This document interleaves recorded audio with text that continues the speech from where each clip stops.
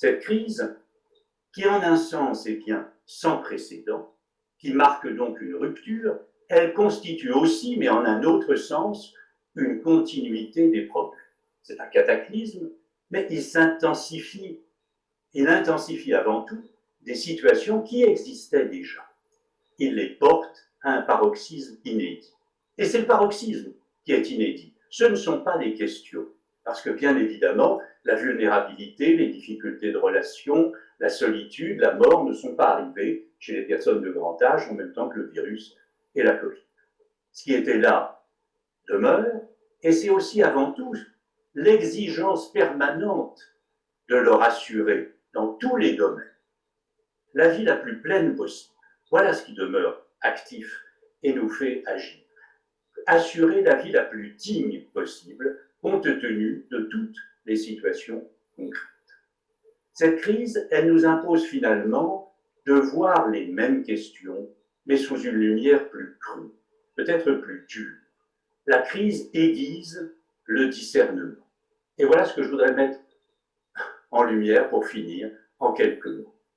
Je voudrais dire que crise et discernement, finalement, c'est la même chose. Alors, c'est une affirmation qui peut surprendre un peu, qui peut paraître étrange, parce que la crise aveugle, elle provoque généralement de la confusion. Pourquoi affirmer qu'elle est synonyme de discernement? Pour l'expliquer, je voudrais faire 1 minute 30 de grec ancien. Alors, rassurez-vous, pas plus, c'est pas pour le plaisir de l'érudition, pas non plus parce qu'il y aura un privilège des Grecs, juste parce que c'est éclairant, tout simplement. En grec ancien, il existe un verbe, krino, K-R-I-N-O flex, krino, qui a donné naissance à pas mal de mots, notamment l'adjectif kritikos, critique, et le substantif krisis, la crise. Or, krino, c'est un verbe très curieux, qui est aussi très intéressant pour nous, parce qu'il veut dire à la fois séparer, distinguer, décider, juger. Il peut encore vouloir dire trancher, expliquer. Alors bien sûr, on peut être surpris par cette série de sens, on peut la trouver au premier regard hétéroclite, jusqu'au moment où l'on comprend que l'ensemble est cohérent.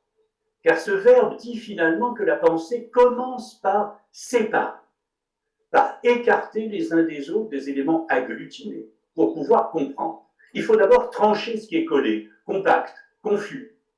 Il faut défaire les plis, mettre à plat, faire le tri, choisir, réorganiser, décider. C'est en ce sens-là que crise et discernement se trouvent liés. La crise n'est pas un chaos, même si elle commence par semer la confusion, par perturber les habitudes. La crise est un révélateur, la possibilité d'un retour, d'un remaniement. C'est un temps de bifurcation, c'est un moment de décision.